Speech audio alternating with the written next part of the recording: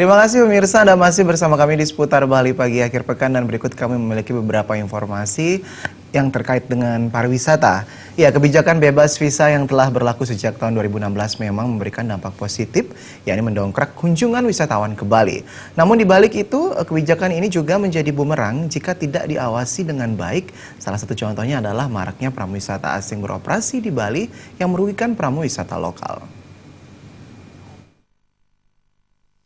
Kepala Dinas Pariwisata Provinsi Bali, Ana Agung Gede Yuniarto Putra mengatakan, berdasarkan data yang telah tercatat hingga November 2016, persentase peningkatan kunjungan wisatawan ke Bali mencapai 30% dengan target 4,4 juta wisatawan pada tahun 2016. Target itu dapat dipenuhi. Capaian ini tentunya tidak dapat dilepaskan dari kebijakan bebas visa untuk 169 negara.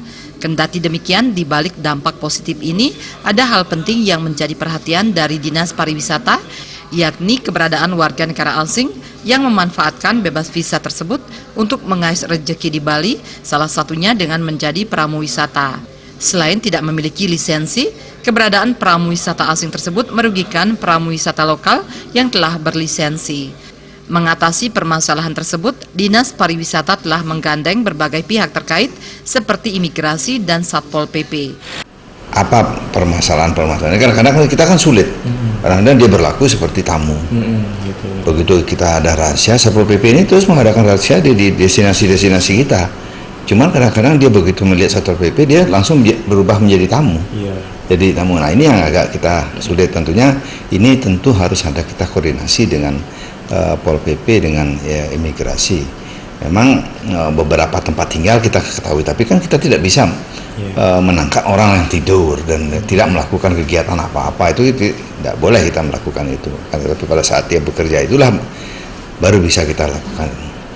Nah, inilah. Agung Yuniarto berharap pada tahun 2017 dan seterusnya permasalahan seperti ini tidak terjadi lagi. Tujuannya tentu pramuwisata lokal yang jumlahnya mencapai 8 ribuan dapat menikmati melimpahnya kunjungan wisatawan ke Pulau Dewata. Gargita, Bali TV.